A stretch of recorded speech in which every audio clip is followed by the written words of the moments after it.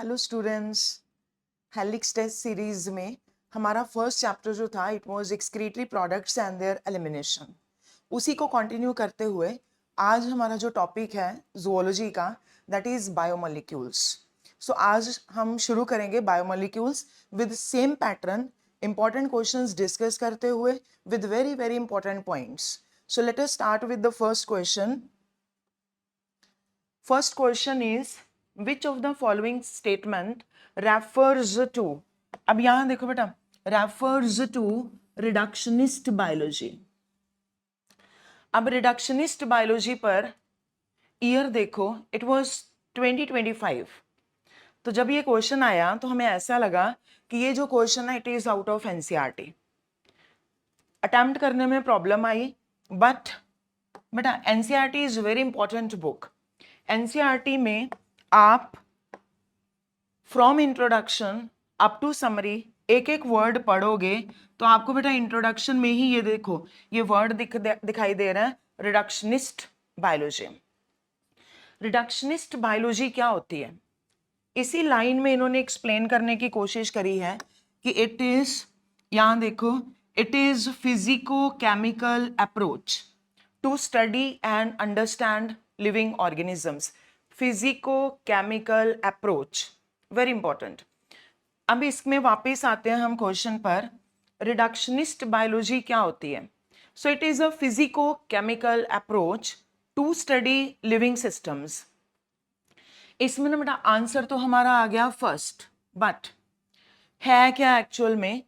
अब सपोज करो हमारे पास एक कॉम्प्लेक्स लिविंग सिस्टम है, हमने उस कॉम्प्लेक्स लिविंग सिस्टम को स्टडी करने के लिए उसको क्या किया, छोटे छोटे सब पार्ट्स में तोड़ दिया. तो अब जब उनकी स्टडी करोगे that is considered under reductionist biology. फिर देखो हमारा नेक्स्ट क्वेश्चन पर आते हैं, केमिकल एनालिसिस.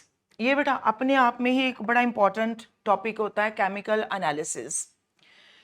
ये मैंने आपको दिया है फिलअप्स की फॉर्म में, हम इसको ऐसे ही डिस्कस करेंगे, ठीक है. जैसे देखो इधर आराम से इसको डिस्कस करो. लिविंग टिश्यू ग्राइंडेड इन, फर्स्ट पार्ट इसको हमने ग्राइंड किया ट्राई क्लोरो एसिटिक एसिड में. उससे क्या हुआ, हमारे पास जब हमने इसको अच्छे से ग्राइंड किया लिविंग टिश्यू लेकर, हमारे पास एक थिक स्लरी बन गई. अब हमने क्या करना है, वो जो स्लरी है ना उसको हमने चीज क्लोथ, एक जालीदार कपड़ा सा है, उसके थ्रू स्ट्रेन किया तो हमारे पास दो फ्रैक्शंस आ गई. One is called filtrate and the another is called retentate. जो बेटा फिल्ट्रेट होता है that is also called, this is called, इधर लिखते हैं, that is called acid soluble fraction. और जो रिटेंटेट है it is acid insoluble fraction. So one is soluble and the other is insoluble fraction. Now suppose करो बेटा, suppose करो कि ये हमारे पास एक कंटेनर था, इस कंटेनर के ऊपर मैंने ये चीज क्लोथ रख दिया और इसके थ्रू पास करवाई स्लरी. ये चीज क्लोथ है और इसके थ्रू पास करवाई स्लरी. जैसे बेटा इसके थ्रू हम स्लरी पास करवाएंगे तो क्या होगा, इस जाली में से जितने भी छोटे साइज के बायोमोलिक्यूल्स होंगे वो नीचे आ जाएंगे और जितने भी बड़े साइज के बायोमोलिक्यूल्स होंगे वो इस जाली के ऊपर रह जाएंगे. जितने बायोमोलिक्यूल्स इन पोर्स के थ्रू नीचे आ सकते थे उन्होंने क्या बना दिया, उनको हमने नाम क्या दे दिया, फिल्ट्रेट. और सपोज करो जो बड़े साइज के मॉलिक्यूल्स थे जो बेटा इसके मैश के बीच में ही ट्रैप हो गए, दीज आर कॉल्ड, इस फ्रैक्शन को हमने नाम क्या दे दिया, retentate. So one is filtrate and the other is retentate. अब देखो ऑब्वियसली जो बायोमोलिक्यूल नीचे आए फिल्टर आउट होकर यहां पर इनका मॉलिक्यूलर वेट 18 to 800 डाल्टन्स। इनका साइज ऑब्वियसली देखो, सोचो, इनका साइज ऑब्वियसली छोटा होगा, तभी पोर्स के थ्रू आसानी से पास हो सके। ठीक है, साइज छोटा था, आराम से पास हो सके। दूसरी बात देखो इधर, इनका molecular weight is more than और इक्वल टू 10,000 डाल्टन्स। इनका साइज बहुत बड़ा था, तो ये ऊपर वाली फ्रैक्शन में ही रह गए, ये नीचे आ ही नहीं पाए। अब एक सेकेंड के लिए मैं फिल्ट्रेट को ना बेटा नीचे लिखती हूँ। फिल्ट्रेट हम नीचे बनाते हैं। सो ये वाली सारी फ्रैक्शन जो थी, इसको हमने नाम दे दिया फिल्ट्रेट। अब आप इंपॉर्टेंट पॉइंट देखो, फिल्ट्रेट में क्या क्या आएगा, inorganic compounds as well as organic compounds. चाहे इनऑर्गेनिक हो, ऑर्गेनिक, बट ऑर्गेनिक कौन से लेने, जिनका साइज छोटा हो, ठीक, मॉलिक्यूलर वेट कम, और ऑर्गेनिक में मोनोमर्स हों।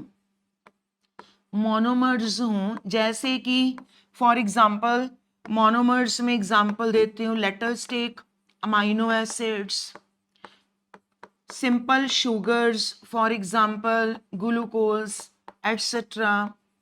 ये हमें कहाँ मिलेंगे, फिल्ट्रेट में। Retentate is very very important. Retentate में बेटा फिक्स्ड होता है, there are present 4 types of organic compounds. 4 types of organic compounds, और इन 4 तरह के जो ऑर्गेनिक कंपाउंड्स हैं वो कौन कौन से आएंगे, देखो। नंबर 1, फर्स्ट पार्ट आएगा इसमें proteins. Number 2 is nucleic acids. Number 3, third part, पहला protein, nucleic acids. Number 3, polysaccharides. Polysaccharides, and the last one is lipids. So हमारे पास how many types of organic compounds are there? 4 types. अब इन 4 types में से important part क्या है कि इन चारों में से ओनली 3 आर पॉलीमर्स।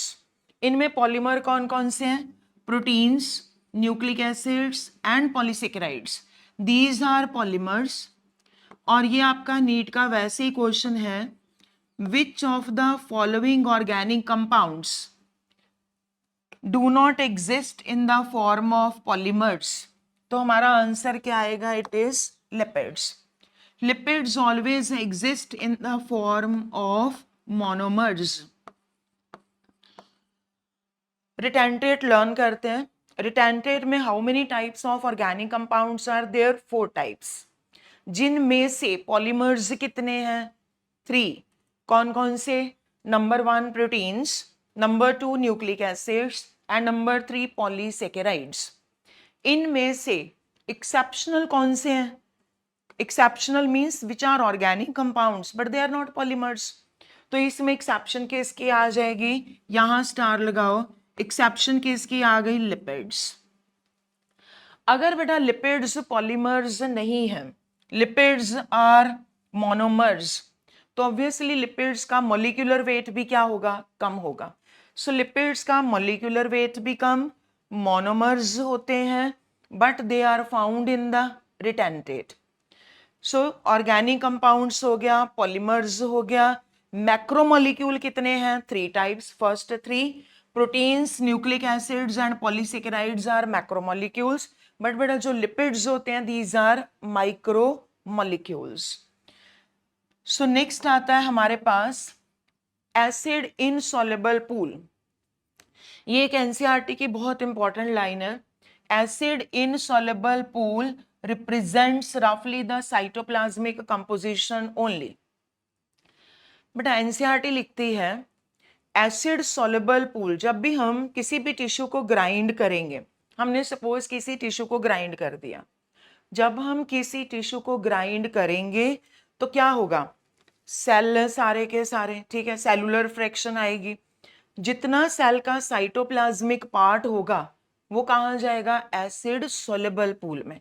सो ये स्टेटमेंट जो है ये रॉन्ग है। किस वजह से रॉन्ग है, यहां पर क्या होना चाहिए था, acid soluble pool.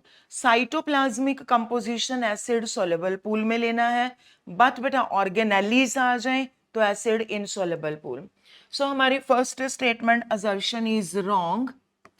Acid soluble pool has polymeric substances. So this statement is also wrong. Acid soluble में अभी आपको मैंने बताया कि acid soluble में inorganic भी हैं, organic भी हैं, बट जो organic वाले हैं they are not polymers, वो monomers हैं, molecular weight उनका कम होगा. So assertion is false. But यार क्वेश्चंस में आपने असर्शन भी पढ़ना है, रीजन भी पढ़ना है, बट बाय चांस इस क्वेश्चन में दोनों ही फॉल्स हैं, असर्शन भी और रीजन भी। अगला क्वेश्चन देखो, इस क्वेश्चन में है, ध्यान से, how many of the above, कुछ हमें कंपाउंड्स दिए हैं, कह रहे how many of the above जिनमें नाइट्रोजन भी हो और कहाँ मिले, हमें रिटेंटेट में मिले। नाउ दिस इज इंपॉर्टेंट, हमने अब गिनने हैं, इनमें से हम काउंट करेंगे how many are found in the retentate, but कौन से जिनमें नाइट्रोजन भी हो। अब हम काउंटिंग शुरू करते हैं बेटा। इसमें फर्स्ट देखो glycine, glycine is simplest amino acid, तो ग्लाइसिन का साइज छोटा है, मोनोमर है, ये हमें कहां पर मिलेगा बताओ, फिल्ट्रेट में, ये नहीं लेना। Number 2 insulin, yes insulin is a peptide hormone, ये प्रोटीन है और protein is made up of amino acids, amino acids में एन है, नाइट्रोजन है, साइज भी बड़ा है, तो कहाँ मिलेगा हमें, रिटेंटेट में। Number 3 proline, proline is again amino acid और अमाइनो एसिड्स कहाँ पर मिलते हैं, एसिड सोलेबल में, ये नहीं आएगा। नेक्स्ट इज काइटन, देखो बेटा जो काइटन होती है, chiton is a nitrogen containing, it is a nitrogen containing polysaccharide, it is a nitrogen containing polysaccharide।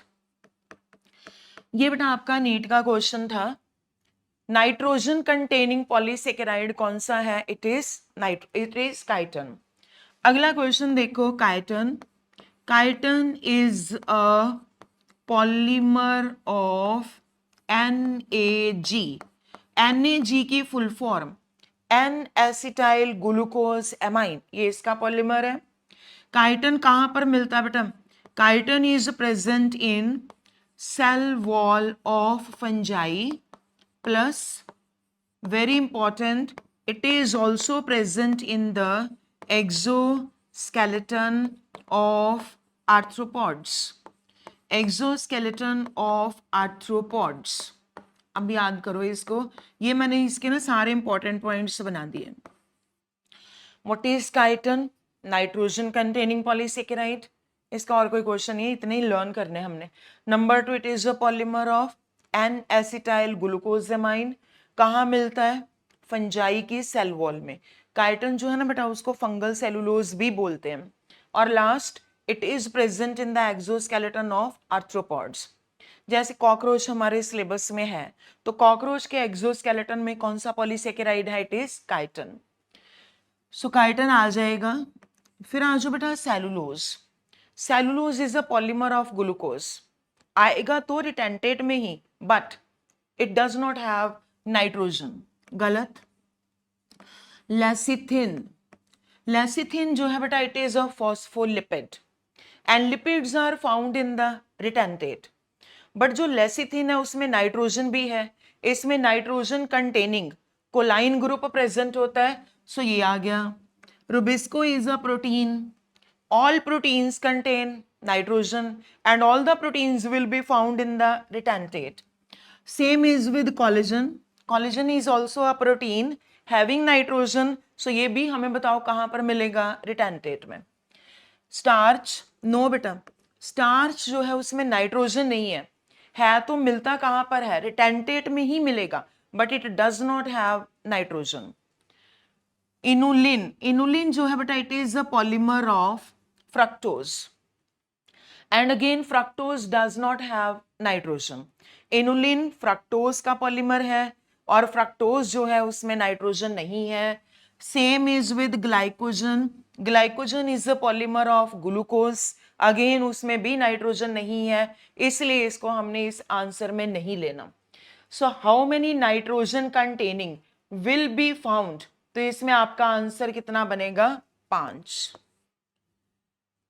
Next question जो है हमारा, इसको देखो, ये सारे बेटा अमाइनो एसिड जो हैं they are given in NCERT. First देखते हैं इसमें कौन सा बनता है हमारा। फर्स्ट अमाइनो एसिड में देखो बेटा, जो आर ग्रुप है ना, R group is methyl, and R group methyl कौन से अमाइनो एसिड में आएगा? It is alanine. दूसरे में देखो R group is hydrogen, R group hydrogen है तो amino acid is simplest amino acid is glycine. Third is ये आर ग्रुप है बेटा, this R group is hydroxy methyl, this is hydroxy methyl, तो ये हमारा अमाइनो एसिड बनेगा serine. So 3 amino acid, first कौन सा आ गया? Number 1 it is alanine, glycine and serine. Structures NCERT based, important. Next आ जाओ, ये आपका 2025 का क्वेश्चन है। हिस्टोन्स आर एनरिच्ड विद, बेटा जो हिस्टोन्स होती हैं, histones are basic proteins, these are basic proteins, इनकी केमिकल नेचर बेसिक है। तो हिस्टोन्स में 2 बेसिक अमाइनो एसिड्स आएंगे। बेसिक अमाइनो एसिड कौन से? इनमें से लाइसिन एंड आर्जिनिन, बेसिक मैंने बता दिए। अब इधर देखो बेटा, 2-3 पॉइंट एक्स्ट्रा करते हैं। एसिडिक अमाइनो एसिड्स, एनसीईआरटी में एक ही का नाम दिया हुआ है, सिंगल एग्जांपल दी है इसमें, glutamic acid.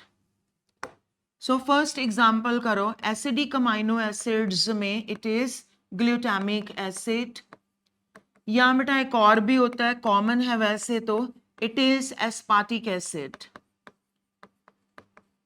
Neutral amino acids जो हैं उसमें एनसीईआरटी में एग्जांपल एक ही दी है बेटा, वेलाइन,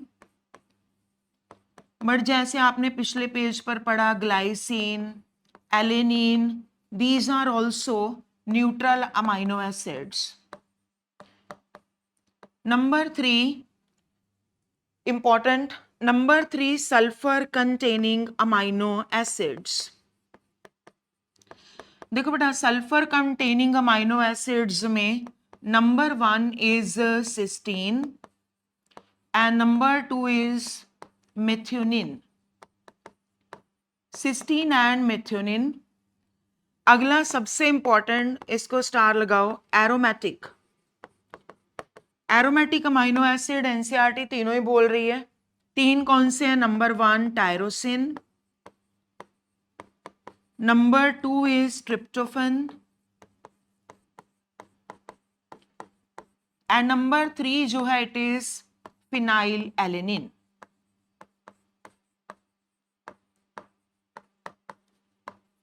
सो ये 4 हमारे पास इंपॉर्टेंट पॉइंट्स हैं, ये लर्न करो। एसिडिक अमाइनो एसिड्स बेसिक ऊपर आ गए, lysine and arginine. Then neutral amino acid sulphur containing जरूरी, सिस्टीन एंड मेथ्योनिन। और लास्ट इंपॉर्टेंट एरोमेटिक, एरोमेटिक में तीनों लर्न करने पड़ेंगे। Number 1 is tyrosine, number 2 phenyl alanine and number 3 जो है it is tryptophan. Next is read the following statements on lipids and find out correct set of statements. First देखो बेटा, lecithin, lecithin का structure ये है, NCERT में दिया हुआ है, सो ये मैं अलग ही ले लिया था इसको, लेसिथिन। लेसिथिन का देखो लास्ट क्वेश्चन में भी है और नीट का वैसे भी इंडिपेंडेंट क्वेश्चन है, lecithin is an example of phospholipid. Lecithin is an example of phospholipid. Very very important. Number 2 बेटा दूसरा क्वेश्चन भी आपका नीट का, lecithin is a component of cell membranes, cell membrane. Number 3 देखो इसका थर्ड क्वेश्चन कि lecithin is made up of, आपके सामने स्ट्रक्चर दिया हुआ बेटा, देखो ये स्ट्रक्चर दिया हुआ है, हमें पता है ये अल्कोहल 3 कार्बन वाली जो है इट इज ग्लिसरॉल। सो इसमें क्या आएगा, there is present 1 molecule of glycerol plus बेटा यहां देखो इधर there are present 2 molecules of fatty acids. So there are present 2 fatty acids. तीसरा क्वेश्चन नंबर 3, तीसरा पॉइंट इसमें और क्या है, 1 इज फॉस्फेट ग्रुप। सो +1 कौन सा ग्रुप आ गया, phosphate, 1 is phosphate group. And बेटा लास्ट में लास्ट पॉइंट, ये जो नाइट्रोजन कंटेनिंग कंपाउंड प्रेजेंट है, this is called कोलाइन। So structure is given in NCERT. Structure है तो हमें पता होना चाहिए कि स्ट्रक्चर में हमने क्या क्या लेना है, ठीक है। अब दोबारा से, number 1 lecithin is an example of phospholipid. Number 2, lecithin is a component of cell membrane. Number 3, lecithin consists of 1 glycerol plus 2 molecules of fatty acids plus beta 1 phosphate group and last is choline. अब हम वापस चलते हैं question पर।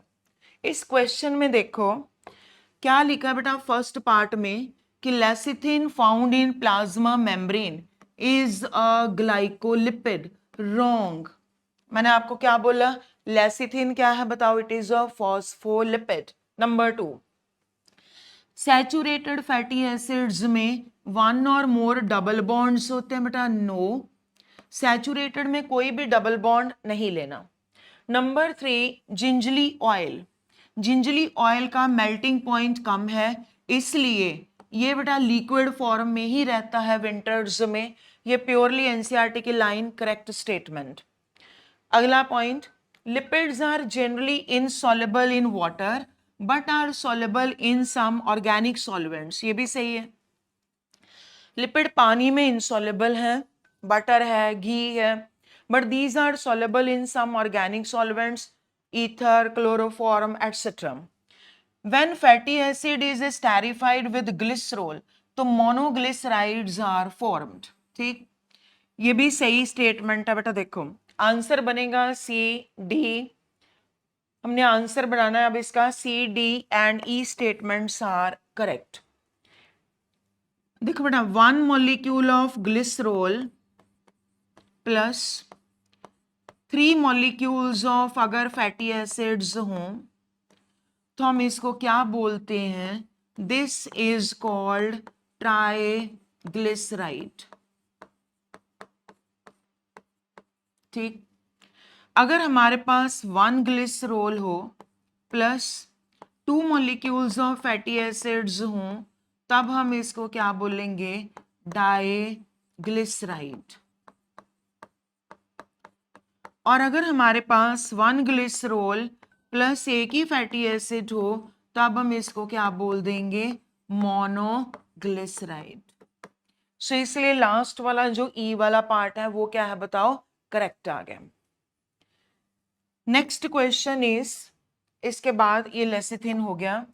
Next बेटा, which of the following is incorrect about the given biomolecule. Again structure NCERT. Now this is the structure of cholesterol. ये बेटा cholesterol है, which is animal sterol. Animal sterol, ये स्ट्रक्चर अच्छे से याद करो। इसमें देख रहे बेटा how many rings are there, 1 2 3 and 4। इस स्ट्रक्चर में ये 4 रिंग्स हैं। तो हम इसको क्या बोल सकते हैं कि जो कोलेस्टेरॉल है it is a tetracyclic ring compound.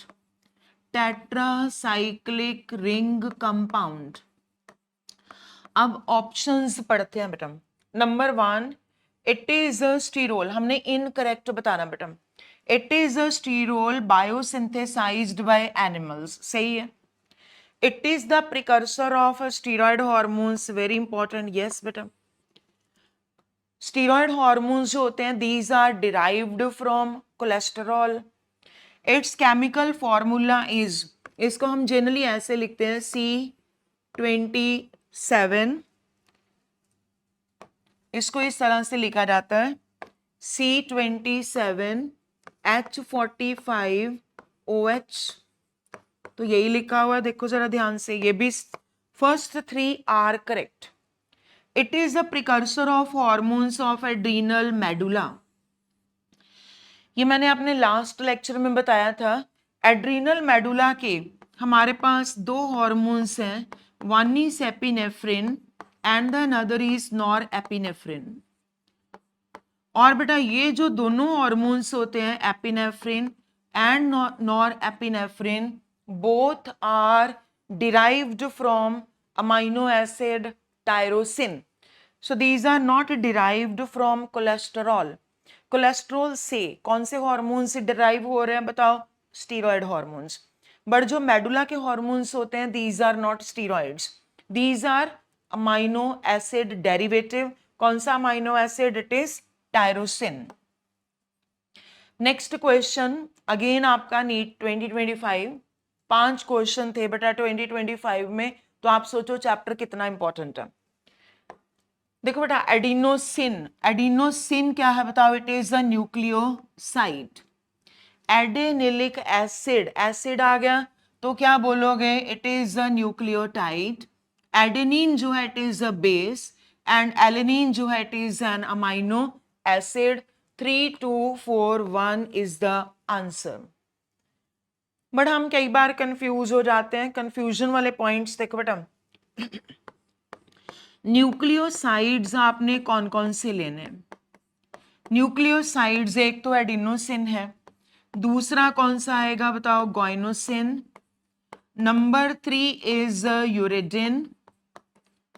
Number 4 is cytidine, cytidine, uridine, cytidine, thymidine. These are nucleosides. Base हमें पता है, जेनेटिक्स बहुत पढ़ी हमने, बेस हमें पता ही है, adenine, guanine, cytosine, thymine, uracil, वो बेसिस होते हैं। और न्यूक्लियोटाइड की पहचान आसान है, या तो बेटा न्यूक्लियोटाइड के एंड पर आइलिक एसिड लगा होगा, या फिर हम ऐसे भी बोल देते हैं कि सपोज करो न्यूक्लियोटाइड में मैंने लिखा AMP, एडिनोसिन मोनोफॉस्फेट, फॉस्फेट आ गया तो न्यूक्लियोटाइड। या इसको और क्या बोलोगे बेटा, जो ऊपर लिखा है हमने that is adenylic acid. Same is with, suppose करो यहां लिख दिया GMP, GMP को क्या बोलोगे, guanylic acid and so on. ये बेटा इसी तरह से विद अदर बेसिस। बट आपने जो इंपॉर्टेंट है again that is thiamine. Spelling देखो, थायमीन, थायमीन जो है it is nitrogenous base. But बेटा जब आप स्पेलिंग देखोगे थायामीन, पेपर में ध्यान रखना है हमने बहुत अच्छे से, नीट में स्पेलिंग्स। थायामीन जो है इट इज विटामिन, ये आपका आया हुआ क्वेश्चन भी है, ध्यान से। थायमीन जो नाइट्रोजन बेस है उसके स्पेलिंग है THYMINE, और थायामीन जो है वो एक विटामिन है THIAMINE। नेक्स्ट अगेन बेटा ये सारे स्ट्रक्चर्स जो हैं एनसीईआरटी। अब इसमें फर्स्ट स्ट्रक्चर हमने आइडेंटिफाई करना है। क्वेश्चन में लिखा है which among the following is correct with respect to given structures. First structure पर आ जाओ। इसमें कार्बन देखो बेटा कितने हैं, 1 2 3, ठीक है। देखो यहां पर 1 2 3 4 और 5 कार्बन मीन्स ये 5 कार्बन की शुगर है, that is pentose. Pentose can be ribose और इट कैन बी डीऑक्सीराइबोज। दोनों में डिफरेंस कहां पर है? जो बेटा डीऑक्सीराइबोज होती है उसमें सेकेंड पोजीशन पर एक ऑक्सीजन मिसिंग, डीऑक्सी। देखो deoxyribose is a derived monosaccharide. कहां से डिराइव हुआ? राइबोज से। कैसे डिराइव हुआ? By the removal of one oxygen from second carbon. तो अगर यहां पर बेटा ओ लगा है तो इट मीन्स इट इज, ये हमारी शुगर कौन सी आ गई? It is ribose. Number 2, NCERT बेटा बहुत आसान तरीके से लर्न करो। एनसीईआरटी में सिर्फ 2 ही नाइट्रोजिनस बेसिस के स्ट्रक्चर्स दिए हैं। वन इज, ये जो स्ट्रक्चर है इट इज एडेनिन, प्यूराइन, और ये जो स्ट्रक्चर है it is uracil. Only 2 nitrogenous basis given in zoology portion. Biomolecules में एक एडेनिन और एक यूरेसिल। अब देखो बेटा फर्स्ट पार्ट, ऑप्शंस पर आ जाओ। नंबर 1 देखो, फर्स्ट ऑप्शंस में लिखा है ribose is a component of DNA, wrong, ठीक है। Number 2, it is a component of RNA, yes. But क्या बेटा सेकेंड स्ट्रक्चर एडिनोसिन है? No, adenosine is a nucleoside. अगर ये न्यूक्लियोसाइड है तो इसके साथ शुगर भी जुड़ी होनी चाहिए थी, वो तो है नहीं। नंबर 3 यूरेसिल, चलो ये सही है। तीसरा देखो फिर से गलत, it is the component of DNA, wrong. Fourth, ribose is the component of RNA, adenine, uracil, बिल्कुल सही। सो हमारा आंसर क्या बनेगा? Fourth option. एक बेटा एनसीईआरटी में एक पूरा का पूरा पेज है और उस पेज पर सारे के सारे स्ट्रक्चर्स गिवन है। तो वो उसी पेज में से ये स्ट्रक्चर्स हैं, लेसिथिन का, कोलेस्टेरॉल का, अमाइनो एसिड्स का, and that is very important. अब आपको पता है ये जो हैं these are all secondary metabolites, these are secondary metabolites. ये बेटा हमारा सिंगल टेबल है सेकेंडरी मेटाबोलाइट्स का, जिसमें से क्वेश्चन आने के पूरे चांसेस होते हैं और इतना ही लर्न करना है। मेटाबोलाइट्स 2 तरह के होते हैं, one are primary and then other are secondary. Primary metabolites होते हैं जिनका किसी भी ऑर्गेनिज्म की बॉडी में फंक्शन, फिजियोलॉजिकल फंक्शन पता हो। अगर किसी भी बायोमोलिक्यूल का किसी लिविंग ऑर्गेनिज्म की बॉडी में फंक्शनल रोल पता है तो दीज आर प्राइमरी मेटाबोलाइट्स। जो सेकेंडरी मेटाबोलाइट्स होते हैं these are secreted by plants, fungi, microbes. और बेटा जो सेकेंडरी मेटाबोलाइट्स होते हैं इन सारे सेकेंडरी मेटाबोलाइट्स का होस्ट बॉडी में नोन रोल नहीं होता। हो सकता है ये उनके लिए हार्मफुल हो but these might be beneficial for the humans. जैसे कि इसमें बेस्ट एग्जांपल आती है antibiotics. Antibiotics are against those who secrete them, but humans के लिए दे आर प्रो, ह्यूमंस के लिए दे आर प्रो लाइफ। अब इस टेबल को लर्न करो। फर्स्ट पार्ट देखो बेटा, इसमें नंबर 1 पिगमेंट्स, 2 ही एग्जांपल्स करनी पिगमेंट्स में। Number 1 carotenoids, number 2 is anthocyanin. ये लर्निंग वाला पार्ट है। नंबर 2 पर आ जाओ एल्केलॉइड्स। एल्केलॉइड हमारी +2 एनसीईआरटी, मॉर्फिन, कोडीन, और इवन बेटा +2 एनसीईआरटी में लिखा हुआ है कोकेन, एल्केलॉइड। +2 एनसीईआरटी में लिखा हुआ है निकोटीन, एल्केलॉइड। तो जो इंफॉर्मेशन है एनसीईआरटी में चाहे वो +1 है, +2 है, हमारे लिए तो बेटा नीट में सब बराबर ही है ना। तो ये करो। टर्पिनॉइड्स में monoterpene and diterpene. Essential oil एक ही दिया बेटा, lemon grass oil. Lectin important, concanavalin A. Drugs में vinblastine, curcumin, vincristine and vinblastine हम पढ़ते हैं, these are anti cancer drugs. Polymer 3 है बेटा, number 1 rubber, gums and cellulose. अब इस टेबल के बेस पर क्वेश्चन देखो, identify the incorrect pair. Incorrect में बेटा फर्स्ट इज ड्रग्स, तो ड्रग्स देखो जरा, ड्रग्स इसमें कौन कौन सी है, vinblastine, curcumin and vincristine. But इन्होंने क्या लिख दिया, रिक्सिन, जो कि क्या है बताओ, इट इज अ टॉक्सॉइड, तो रॉन्ग। एल्केलॉइड में कोडीन आता है, सही है। टॉक्सिन में एब्रिन आ गया, सही। लैक्टिन में कॉनकानावेलिन ए है, सही है। So first statement is wrong. Table NCERT examples ही आ रही है बेटा, तो ये सारा का सारा टेबल वेरी इंपॉर्टेंट, पूरे चांसेस यहां से क्वेश्चन आने के। नेक्स्ट आ जाओ, नेक्स्ट इज ये बेटा, सेल में हमने पढ़ना है एवरेज कंपोजिशन किस में लेनी, एक सेल में। ये अगेन हमारी एनसीईआरटी, ये इंपॉर्टेंट टेबल।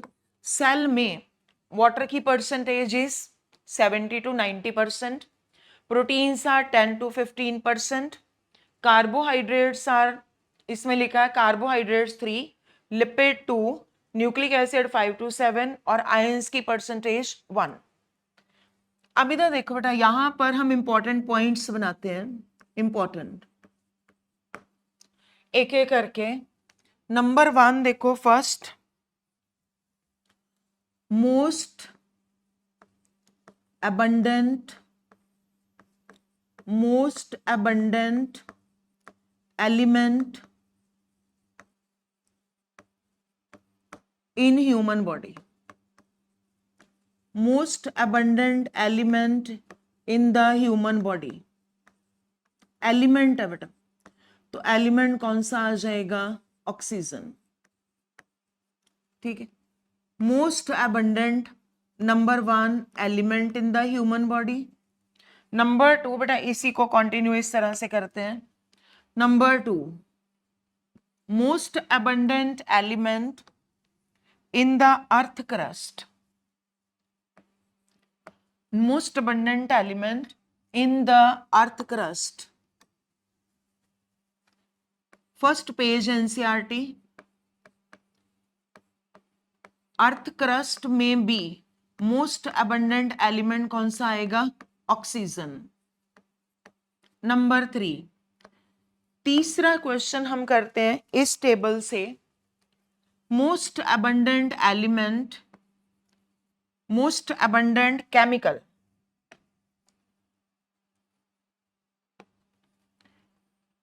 मोस्ट abundant ले लो केमिकल,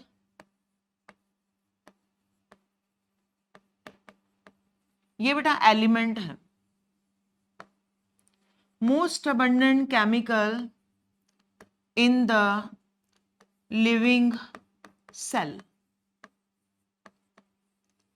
केमिकल आ जाए तो आंसर इज वाटर, परसेंटेज सामने लिखे, इट इज 70 to 90%। बट बेटा most abundant organic compound in the living cell, percentage आपके सामने है, answer is proteins. Number 5 most abundant protein in the animal world, most abundant protein in the animal world, then answer is collagen. And the last, most abundant protein in the biosphere, most abundant protein in the biosphere, तो biosphere में it is Rubisco. सो ये सारे chapter में से निकाल के learn करो। Number 1 first option पर आ जाओ बेटा, फर्स्ट पार्ट पर आ जाओ। Most abundant element human body में oxygen, most abundant element earth crust में भी oxygen. Number 3 most abundant chemical in the living cell, most abundant chemical in the living cell is water, most abundant organic compound कौन सा आ गया? Protein, 10 to 15%। Most abundant protein in the biosphere आ जाए तो Rubisco, animal world आ जाए तो it is collagen. अब इसी में से अगर आ जाए second most abundant organic compound cell में, तो second most abundant organic compound बताओ कौन से आएंगे? Nucleic acids. Next is very informative question. इसमें आपने बताना है choose the incorrect statement. Number 1, glycogen. Glycogen जो है बेटा, it is a polymer, its a homopolysaccharide of glucose. किसका पॉलीमर है ये? Glycogen is a polymer of glucose. क्या लिखा है? It is highly branched, yes. It is stored in our liver and muscles, दोनों जगह स्टोर होता है। ये बेटा एक्सटेंसिवली ब्रांच्ड होता है, so it can trap iodine. तो यही लिख देती हूं ताकि सब कुछ इकट्ठा आ जाए। It gives red colour with iodine, it gives red colour with iodine. अब आ जाओ सेकेंड। सो हमने इनकरेक्ट बताना था, फर्स्ट तो बिल्कुल क्या है? Correct. Number 2, starch. Starch is also a homopolysaccharide, किसका? दोबारा से, it is also a polymer of glucose, correct. Starch is not sweet, वो तो वैसे लर्न करो बेटा। पॉलीसेकेराइड्स आर नॉट स्वीट, ठीक, नॉन स्वीट शुगर्स बोलते हैं इनको। They are insoluble, yes. Store house of energy in plant tissue, yes. अब हम इसके और इंपॉर्टेंट पॉइंट्स निकालते हैं। स्टार्च का स्ट्रक्चर कैसा है बेटा? It is secondary helical structure. इसके जो हेलिसेस होते हैं, कॉइल्स होते हैं, they can trap iodine, so it gives blue colour with iodine, it gives blue colour with iodine. अब आ जाओ थर्ड, इनुलिन। इनुलिन जो है बेटा found in the root tubers of dahlia plant, yes. इसीलिए हम इसको कॉमनली क्या बोलते हैं? डालिया स्टार्च। इट चेक्स जीएफआर, बिल्कुल सही, ये दोनों सही हैं। जीएफआर जो है बेटा, it is glomerular filtration rate. और देखो बेटा, जो इनुलिन होती है ना तो बॉडी में डाइजेस्ट होती है ना ये मेटाबोलाइज होती है। कोई डाइजेशन नहीं, कोई स्टोरेज नहीं, कोई मेटाबॉलिज्म नहीं। सो जितना अमाउंट ऑफ इनुलिन लिया जाता है same should be filtered out. But अगर बाय चांस ये सारी की सारी फिल्टर आउट ना हो, इट मीन्स किडनीज के सारे नेफ्रॉन्स प्रॉपरली काम नहीं कर रहे। सो इसलिए इसको क्या बोला जाता है? It is use to check GFR बोल दो या किडनी फंक्शंस। बट बेटा this is wrong, it is a polysaccharide. But मैंने आपको पहले क्या बताया कि it is a polysaccharide, yes, but it is a polymer of fructose. Glucose का नहीं है बेटा, ग्लूकन मींस ग्लूकोज का पॉलीमर, बट ये किसका पॉलीमर है बताओ? फ्रक्टोज का पॉलीमर है। ये स्टेटमेंट, ये हमारी ऑप्शन रॉन्ग आ गई। फोर्थ आ जाओ, cellulose. Found in the cell wall of plants, बिल्कुल सही। Can not hold iodine, yes, and it is a homopolysaccharide, किसका बताओ? अगेन ग्लूकोज का। स्टार्च का स्ट्रक्चर कैसा है? जो स्टार्च है बेटा, it is unbranched, starch is unbranched, और इसमें लिंकेज होती है β1,4 लिंकेज। अनब्रांच्ड होने की वजह से it can not trap iodine, so it can not be tested with iodine. ये आपका असर्शन रीजन भी बनता है why starch can not be tested with iodine, because it is unbranched structure, और इसमें अनब्रांच्ड होने की वजह से इट कैन नॉट होल्ड और trap iodine. Next is match the column and select the correct option.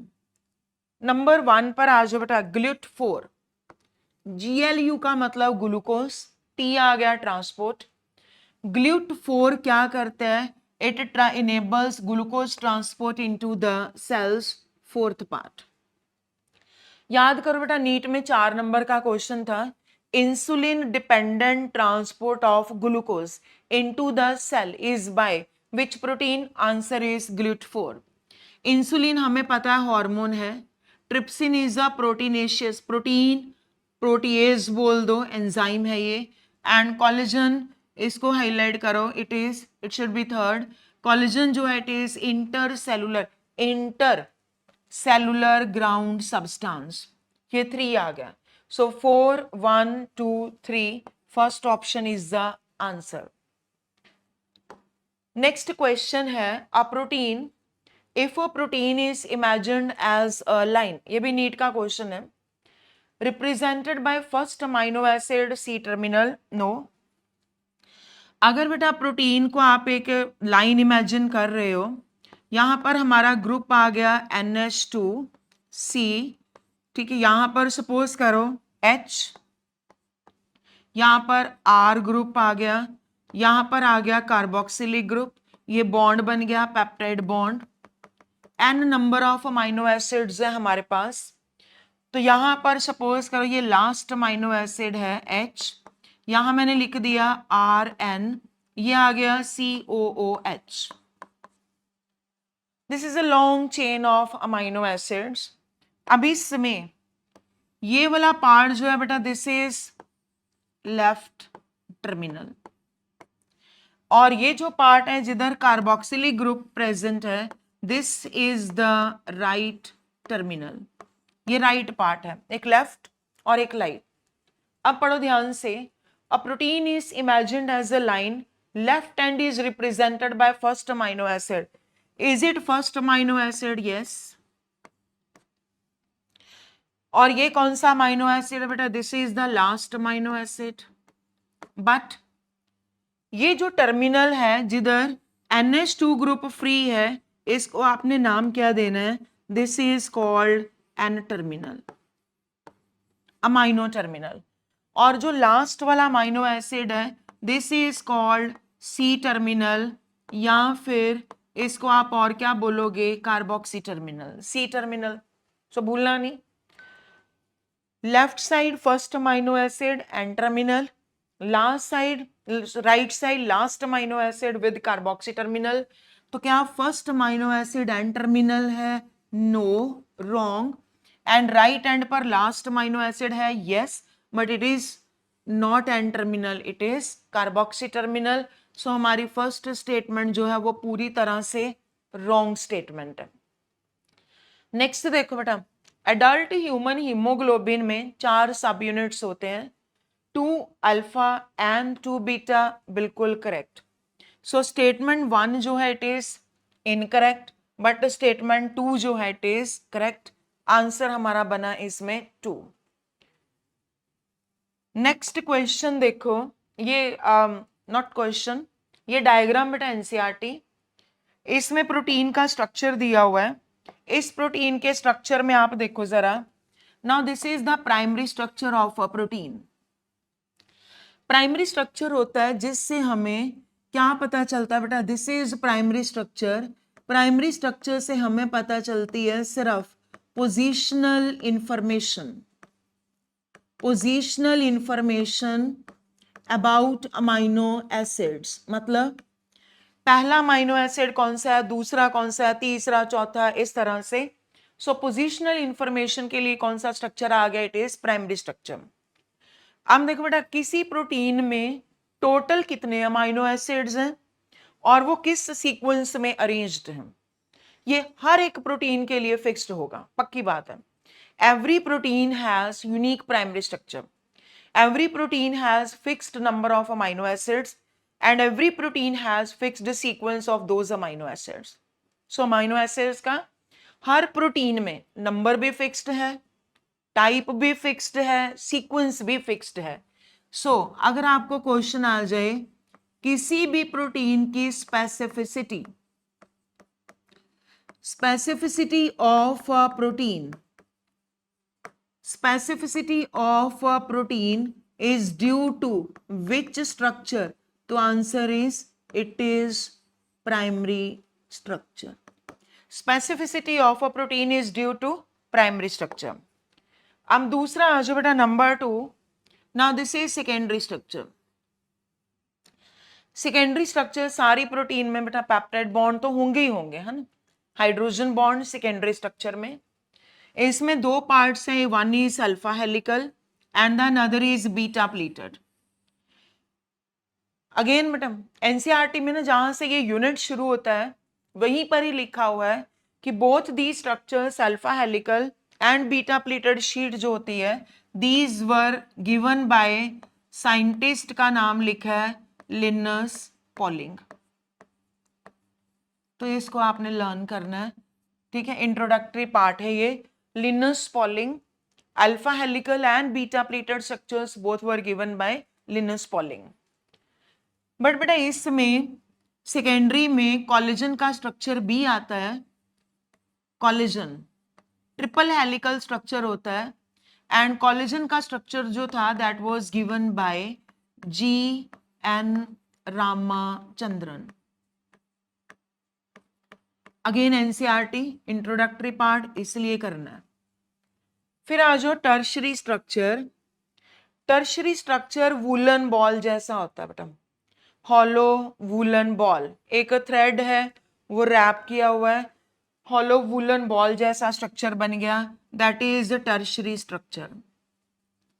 हमारी बॉडी में जो एंजाइम्स होते हैं बेटा अगर वो बायोलॉजिकली एक्टिव हैं, काम कर रहे हैं, तो इट मींस वो अपने कौन से स्ट्रक्चर में प्रेजेंट हैं, टर्शरी स्ट्रक्चर में. ठीक है. बायोमोलिक्यूल्स में इसमें आपने लर्न करना है कि एंजाइम्स अगर काम कर रहे हैं, ठीक है, if they are functionally active, तो उनका कौन सा स्ट्रक्चर है बताओ, it is tertiary structure. So अगर क्वेश्चन आ जाए biological activity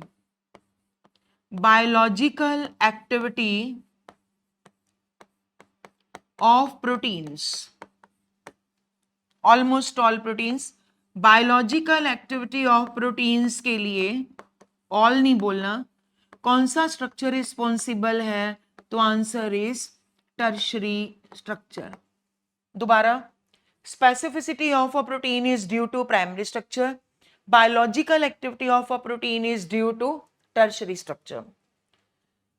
so hollow woollen ball, इसको एनसीईआरटी अल्फा हेलिकल स्ट्रक्चर को लिखते हैं revolving staircase like structure. Last is quaternary structure, very important, adult human haemoglobin. Adult human haemoglobin का structure आ जाए, इट इज क्वाटरनरी स्ट्रक्चर.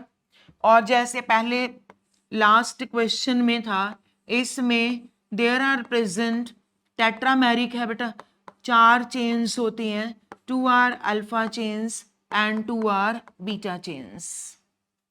सो ये NCERT diagram. Next question पर आ जाओ. Primary structure of a protein, अभी हमने पिछले पेज पर किया primary structure of a protein, तो इसमें ले लो polypeptide chain. Secondary structure of a protein alpha helical and beta pleated. Tertiary structure of a protein disulphide bond. और लास्ट बेटा quaternary adult human haemoglobin. 3 4 2 1 answer इसका first option. फिर next, match the following inhibitor of catalytic activity.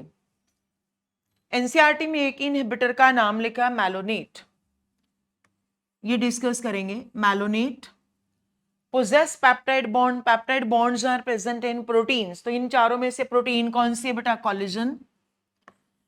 Cell wall material of fungi chitin. Chitin जो होता है बेटा it is commonly called fungal cellulose. Fungal cellulose because it is present in the cell wall of fungi. Secondary metabolite 1 वो हम पढ़ चुके. 2 4 3 1 answer 4. हमारे syllabus में एक ही इनहिबिशन है बेटा, competitive inhibition. Competitive inhibition very very important.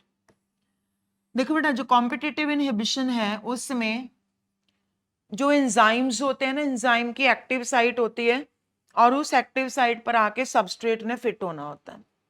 अब हुआ क्या कि एक इनहिबिटर आया जो बिल्कुल मिलता जुलता था सबस्ट्रेट के साथ, ठीक। अब इन दोनों में कंपटीशन होना शुरू हो गया। किस में कंपटीशन हुआ? सबस्ट्रेट में और इनहिबिटर में। किस लिए कंपटीशन हुआ? To occupy the active site. ये कंपटीशन था, दोनों में कंपटीशन चल रहा है। सबस्ट्रेट में और इनहिबिटर में कंपटीशन चल रहा है, दोनों में से एक्टिव साइट पर कौन जाएगा। आप सोचो, अगर एंजाइम की एक्टिव साइट पर जाके इनहिबिटर बाइंड कर जाए तो रिएक्शन तो होगा नहीं, ठीक। सो इसने इनहिबिटर ने क्या किया? रिएक्शन रोक दिया। हमारा नेक्स्ट इसके साथ लिंक्ड वेरी इंपॉर्टेंट क्वेश्चन क्या है कि जो बेटा कॉम्पिटिटिव इनहिबिशन होती है it is reversible. Competitive inhibition is reversible, ठीक। कॉम्पिटिटिव इनहिबिशन है तो रिवर्सिबल, बट बेटा इसको रिवर्स करने के लिए कोई ना कोई कंडीशन तो होगी। तो वो कंडीशन क्या है? कंडीशन ये है कि दिस कैन बी रिवर्स्ड। कैसे? By increasing the substrate concentration, by increasing the substrate concentration।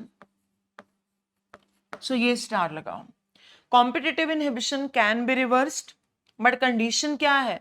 Reverse कर सकते हो, बट कंडीशन क्या है कि हमें सबस्ट्रेट का अमाउंट बढ़ाना पड़ेगा, ठीक। इसमें एग्जांपल देखो बेटा, फॉर एग्जांपल फर्स्ट एग्जांपल्स कौन कौन सी है इसमें? नंबर वन है enzyme succinate dehydrogenase. Succinate dehydrogenase, अब बेटा ये एंजाइम है, ठीक। और इस एंजाइम का ऑब्वियसली कोई सबस्ट्रेट होगा, तो सबस्ट्रेट कौन है इसका? सक्सिनेट। सक्सिनेट इसका सबस्ट्रेट है। अब मैंने बोला है कि इनहिबिटर आया, इनहिबिटर और सबस्ट्रेट में कंपटीशन होगा, तो यहां पर बेटा इस सक्सिनेट का इनहिबिटर कौन है? जो ऊपर क्वेश्चन में दिया है, इनहिबिटर हाईलाइट करो, it is malonate. So malonate जो है it is the inhibitor of succinate. कौन सा enzyme? Succinate dehydrogenase. Second example linked है इसके साथ, बट एनसीईआरटी में लिखा है नंबर 2। अगर आपको नीट में इसी तरह से आ जाए, control of bacterial pathogens. Control of bacterial pathogens can be done by which type of inhibition? तो आंसर इज कॉम्पिटिटिव इनहिबिशन। तीसरा नंबर 3 +2 एनसीईआरटी, स्टैटिन्स। स्टैटिन्स जो होते हैं बेटा ये क्या करते हैं? They lower blood cholesterol. They lower blood cholesterol. कैसे? By competitive inhibition. By competitive inhibition. So हमारे सिलेबस में सिर्फ यही एग्जाम्पल्स हैं, तो इसको अच्छे से याद करो। आए हुए क्वेश्चन इन्हीं के साथ है बेटा, सारे के सारे। फर्स्ट देखो, कॉम्पिटिटिव इनहिबिशन रिवर्सिबल लेना है। रिवर्स करने के लिए कंडीशन क्या है बताओ? कि सबस्ट्रेट का अमाउंट बढ़ा दिया जाए। आपका नीट का ये क्वेश्चन था बेटा, देखो ये क्वेश्चन था कि सक्सिनेट डिहाइड्रोजिनेज में मैलोनेट की इनहिबिशन हम रिवर्स कर सकते हैं by increasing the amount of, किसका अमाउंट बढ़ाना पड़ेगा बताओ? सक्सिनेट का। दूसरा हाईलाइट करो बैक्टीरियल पैथोजेंस, और तीसरा +2 एनसीईआरटी स्टैटिन्स। स्टैटिन्स बेटा commercially available blood cholesterol lowering agents होते हैं, जो कैसे काम करते हैं बताओ? By competitive inhibition. Next is which of the following describes the given graph correctly. अब हमारी एनसीईआरटी में लिखा है कि ये जो ग्राफ है बेटा ये एक्टिवेशन एनर्जी का ग्राफ है। यहां पर ये सबस्ट्रेट है और इस सबस्ट्रेट को हमने एनर्जी प्रोवाइड करवा के इसको हमने कहां पर पहुंचा दिया। This stage is called transition state. Transition state होती है सबस्ट्रेट और प्रोडक्ट के बीच की स्टेज। सबस्ट्रेट सबस्ट्रेट नहीं रहा और प्रोडक्ट पूरी तरह से बना नहीं, सो दोनों के बीच में एक intermediate temporary transition unstable stage होती है जिसको क्या बोल दिया जाता है, ट्रांजिशन स्टेट। इस ट्रांजिशन स्टेट का जो आपका नीट का क्वेश्चन था 4 मार्क्स का, कि जो ट्रांजिशन स्टेट है ये कैसी है, ट्रांजिशन स्टेट कैसी है, it is unstable transition state, unstable and transient। Transient का मतलब टेम्परेरी है, ये अनस्टेबल है ये, सो ये करते हैं याद। अगला question, what is activation energy. ये बेटा एक्टिवेशन एनर्जी ये हमारा सबस्ट्रेट है, ये ट्रांजिशन स्टेट है। सबस्ट्रेट और ट्रांजिशन स्टेट के बीच में जो एनर्जी लेवल डिफरेंस है that is called activation energy. ये जो रिएक्शन है जिसमें सबस्ट्रेट ये है और प्रोडक्ट लोअर साइड पर बना, इस तरह के रिएक्शन को आप क्या बोलोगे, दिस इज एक्सोथर्मिक रिएक्शन। हमारी एनसीईआरटी में बेटा सिर्फ एक्सोथर्मिक ही गिवन है, so this reaction is exothermic, जिनमें एनर्जी रिलीज होती है। जो एंजाइम्स होते हैं, ये इंपॉर्टेंट लाइन एंजाइम्स की, देखो बेटा जो एंजाइम्स होते हैं वो क्या करते हैं, enzymes increase rate of reaction, enzymes increase rate of reaction. कैसे इंक्रीज करते हैं, by lowering the activation energy, by lowering the activation energy. पहला question, what is transition state. Transition state जो है it is unstable transient state. दूसरा question, what is activation energy, it is the energy level difference between कहां पर, transition state and substrate. तीसरा question, independent statement, how do enzymes they increase the rate of reaction by lowering the activation energy. अब बेटा इस graph में हमें ये वाला पार्ट देखो, this is activation energy, this is also activation energy, but enzyme catalysed reactions में activation energy हमेशा क्या होगी, कम होगी। So this is activation energy for which reaction, it is uncatalyzed without enzyme, and this is the activation energy for catalyzed reactions। भूलना नहीं, catalyzed reactions की activation energy will be less than किसके comparatively, uncatalyzed reaction। अब पढ़ो, क्या ये reaction endothermic है, no. Is it exothermic? Second statement, yes. With energy of A carry in the presence of enzyme and B in the absence of enzyme. Presence of enzyme catalyzed, absence is uncatalyzed. Endothermic wrong. Exothermic A in the absence गलत हो गया। Next question is, हमने बताना है which of the following graph depicts the effect of substrate concentration on the velocity of enzyme catalysed reactions. Substrate का graph क्या है बेटा, फर्स्ट ऑप्शन, जैसे जैसे हम सबस्ट्रेट का अमाउंट बढ़ाते जा रहे हैं रेट ऑफ रिएक्शन जो है वो बढ़ता चला गया और कहां पहुंच गया, वी मैक्स तक पहुंच गया, वी मैक्स, ठीक, मैक्सिमम वेलोसिटी। जैसे जैसे हमने सबस्ट्रेट का अमाउंट बढ़ाते चले गए रेट ऑफ रिएक्शन बढ़ता चला गया, ठीक है बेटा। अब सपोज करो कि हमारे पास एंजाइम मॉलिक्यूल्स जो हैं दीज आर 100 और हमारे पास जो सबस्ट्रेट मॉलिक्यूल्स हैं दीज आर 150। जैसे ही हमने सबस्ट्रेट का अमाउंट बढ़ाते चले गए रेट ऑफ रिएक्शन इंक्रीज होता चला गया। जब बेटा 100 सबस्ट्रेट 100 एंजाइम्स के साथ पास इसके साथ बाइंड कर चुके हैं, 100 की बाइंडिंग हो गई, तो उसके बाद एंजाइम क्या हो चुके हैं बताओ, सैचुरेटेड। कोई हमारे पास फ्री एंजाइम ही नहीं बचा, तो आप बताओ क्या सबस्ट्रेट का अमाउंट बढ़ाने का कोई भी बेनिफिट होगा? नो। ठीक, बट इस ग्राफ में देखो बेटा, यहां पर सपोज करो it is half of the V max, maximum of half velocity है। Half of the V max जिस सबस्ट्रेट कॉन्सेंट्रेशन पर आती है, हम इसको क्या बोलते हैं? This is called K M value. What is Km value?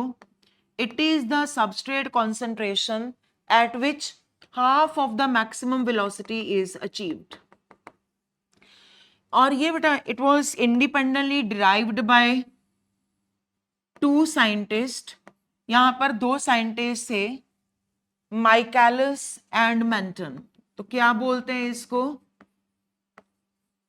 माइकैलिस Menten constant, Michaelis Menten constant, Km value, Km। So Michaelis-Menten constant is substrate concentration at which half of the maximum velocity is achieved. Classes of enzymes. Enzymes are classified into 6 classes on the basis of type of reactions they catalyze. First category पर आ जाओ बेटा, very important, class 1. Class 1 is oxidoreductase. Yeah, these are also called dehydrogenases. Dehydrogenases नाम से समझ आ रही है, they will catalyze oxidation and reduction reactions. Number 2, transferase. Transferase जो होता है बेटा, ये दो सबस्ट्रेट्स के बीच में ग्रुप ट्रांसफर करते हैं and group is other than hydrogen. Third is hydrolases. जो हाइड्रोलेसिस होते हैं बेटा, these catalyse hydrolysis of, they catalyse hydrolysis of कौन कौन से बॉन्ड्स देखो, they catalyse the hydrolysis of peptide bond, ether bonds, ester bonds, glycosidic bonds,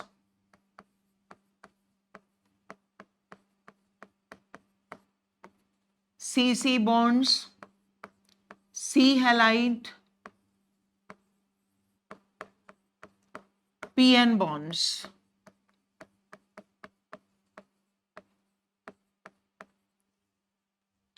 hydrolysis water add करके bond तोड़ रहे हैं.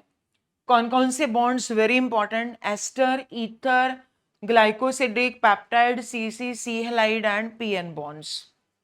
और इसमें ना बेटा देखो, हाइड्रोलिसिस में आपकी एग्जांपल्स कौन सी आएंगी? Digestive enzymes. Digestive enzymes are hydrolysis.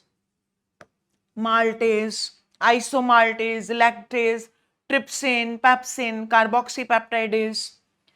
या ये स्टार लगाओ, हमारे सिलेबस के बायोटेक के मोस्ट इंपॉर्टेंट एंजाइम्स होते हैं restriction एंडोन्यूक्लिएजेस, REs, which are commonly called molecular scissors. Molecular scissors. REs जो होते हैं बेटा कौन सा बॉन्ड तोड़ते हैं? Phosphodiester bond. तो एस्टर बॉन्ड आ गया, तो क्लास कौन सी बनेगी? Third class, class 3 hydrolysis. Class 4 lyase, वो भी बॉन्ड तोड़ते हैं बट विदाउट एडिंग वाटर, पानी नहीं ऐड करते, बॉन्ड तोड़ते हैं. तो ये these are sort of elimination reactions. Class 5 पर आ जाओ, आइसोमेरेस. आइसोमेरेस बेटा नाम से जैसे पता चल रहा है, आइसोमर्स की interconversion, optical, geometrical, positional isomers को इंटर कन्वर्ट करना। लाइगेज, जो बेटा लाइगेजेस होते हैं, again important, these ligases they catalyse joining of, these catalyse the joining of, ठीक, कौन कौन से bond, CN, CO, CS and PO bonds. Last year का पेपर देखो नीट का, ये लास्ट ईयर के नीट में क्वेश्चन था, ligases do not catalyse the joining of, तो आप एनसीईआरटी याद करो, CNOS, CN, CO, CS और लास्ट कौन सा बॉन्ड है बेटा, PO। और लाइगेजेस में हमारे सिलेबस की अगेन बायोटेक में से मोस्ट इंपॉर्टेंट एग्जाम्पल जो है it is DNA ligase, which is commonly called joining enzyme, class 6। देखो बेटा, जो आरीज होते हैं they break down phosphodiester bond, और जो लाइगेजेस होते हैं they form phosphodiester bond. Ligase phosphodiester bond को बनाते हैं और रिस्ट्रिक्शन एंडोन्यूक्लिएजेस फॉस्फोडाइएस्टर बॉन्ड को तोड़ेंगे। नेक्स्ट क्वेश्चन देखो, आपका इसी साल का नीट का क्वेश्चन था, ये 2025 last year. Name the class of enzyme that usually catalyse the following reaction. ये ग्रुप है बेटा, एक सबस्ट्रेट था उसके साथ एक ग्रुप अटैच था, ये हमारे पास था दूसरा सबस्ट्रेट। हमारे पास अगर आप रिएक्शन ध्यान से देखोगे तो ग्रुप ट्रांसफर हो गया, एक सबस्ट्रेट से दूसरे पर ट्रांसफर हो गया, तो ये ग्रुप ट्रांसफर हो गया टू दिस सबस्ट्रेट। तो कौन सी क्लास के एंजाइम्स काम करेंगे बेटा, group transfer between two substrates is done by transferases. Next आ जाओ, how many of the following enzymes they belong to class 3। तो क्लास 3 बेटा हमारी कौन सी है, it is hydrolases. Class 3 is hydrolases. तो हाइड्रोलेसिस कौन से होते हैं, जो पानी ऐड करके बॉन्ड तोड़ेंगे। देखो बेटा, अभी मैंने बताया all digestive enzymes are hydrolases class 3। Cytochrome oxidase no. Ligase की क्लास बेटा 6 है। Restriction endonucleases are class 3। Digestive enzyme maltase is class 3, पानी ऐड होगा, ये भी डाइजेस्टिव एंजाइम आ गया ट्रिप्सिन। ये बेटा कौन सा बॉन्ड तोड़ेंगे, पहले बॉन्ड देखो जरा, आरी phosphodiester, maltase glycosidic bond, trypsin peptide bond, deoxyribonuclease phosphodiester. Isomerase की क्लास अलग, लाइपेज कौन सा बॉन्ड तोड़ेंगे, ester bond. Lactase glycosidic bond, carboxypeptidase नाम से समझ आ रही पेप्टाइड बॉन्ड। सो इसमें हमारा आंसर बन गया 6। सो हाउ मेनी आ गया। अब एक बात और देखो, अगर बाय चांस, देखो बेटा ये लर्न करते हैं, हमें पता है कि जो प्रोटीन्स होती हैं, प्रोटीन्स में कौन सा बॉन्ड होता है बताओ, इट इज, प्रोटीन में कौन सा बॉन्ड है, पेप्टाइड। ठीक है, पेप्टाइड बॉन्ड प्रेजेंट है, तोड़ेगा कौन, प्रोटीएजेस। नंबर 2 देखो बेटा, कार्बोहाइड्रेट्स। कार्बोहाइड्रेट्स में कौन सा बॉन्ड प्रेजेंट है, कार्बोहाइड्रेट्स में प्रेजेंट है glycosidic bond. Glycosidic bond present है। Third is lipids. लिपिड्स को तोड़ेंगे लाइपेजेस, और कौन सा बॉन्ड तोड़ेंगे, ester bond. Last is nucleic acids, इनमें आ जाए तो फॉस्फो डाइएस्टर बॉन्ड।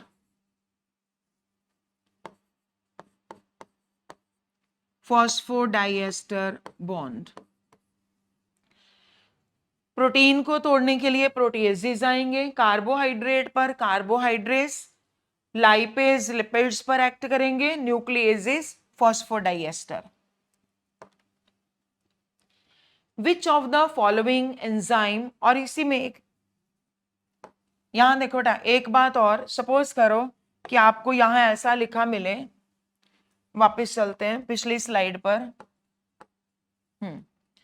सपोज करो आपको ये लिखा मिले 6 1 2 3, है ना, ऐसा नंबर है और आपको क्लास बतानी है।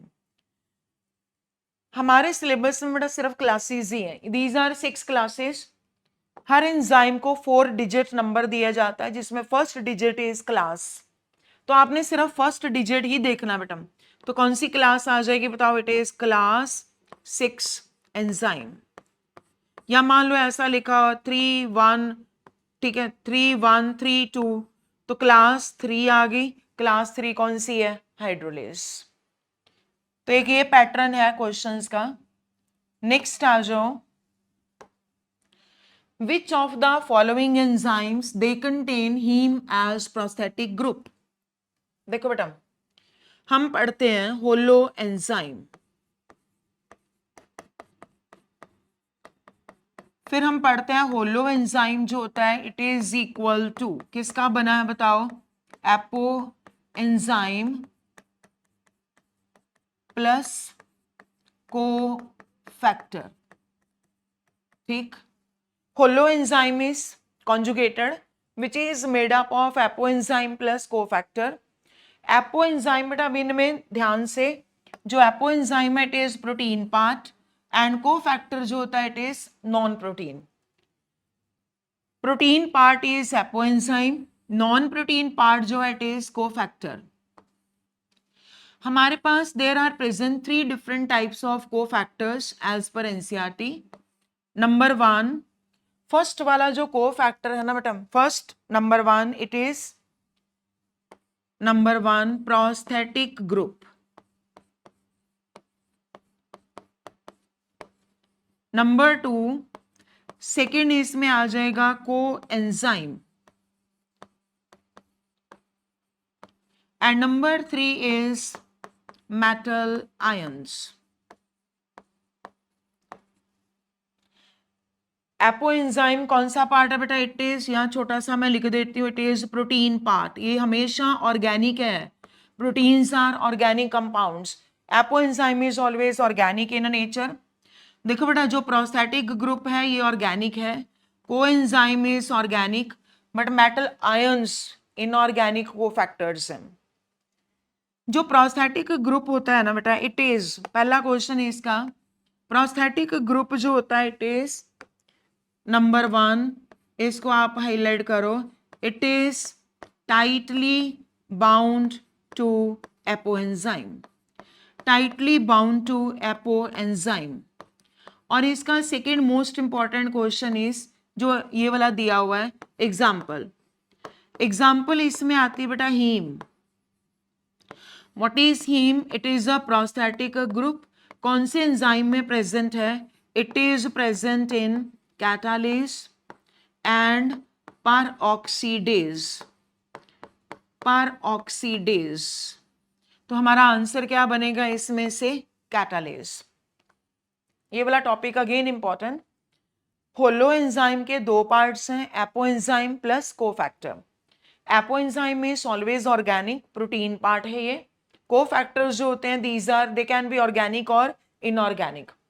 फर्स्ट कोफैक्टर कौन सा आ गया? Prosthetic group which is tightly bound to apoenzyme as per your NCERT. और इसमें एग्जांपल है haem. Haem is a prosthetic group in catalase and peroxidase.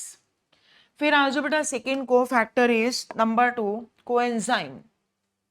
These are also organic, these are, इनका association कैसा लेना बेटा? ट्रांजिएंट एसोसिएशन, किसके साथ?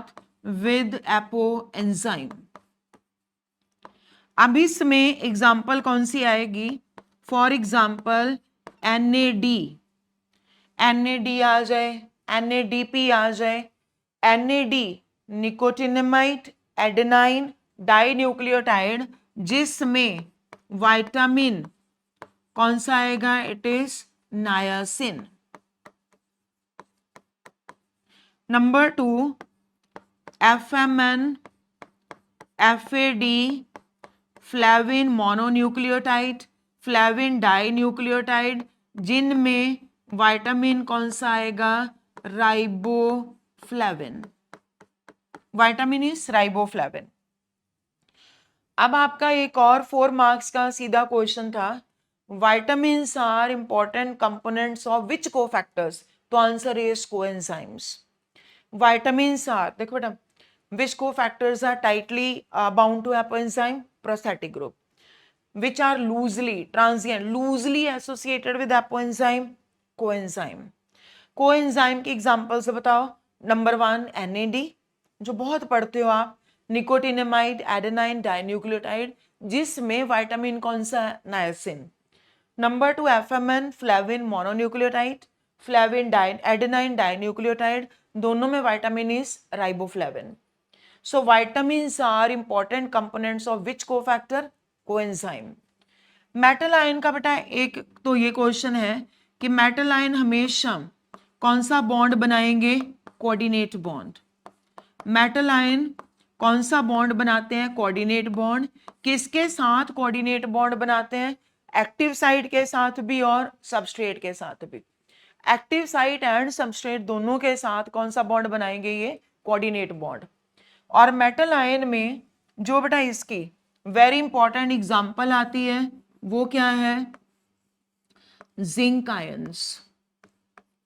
Zinc ions जो होते हैं, these are metal ion activators. These are metal ion activators in कौन सा एंजाइम? एनसीईआरटी में क्या लिखा है? कार्बोक्सीपेप्टाइडेज। कार्बोक्सीपेप्टाइडेज। एंड बेटा सेकेंड एग्जांपल भी कर लो, आपका आया हुआ क्वेश्चन है।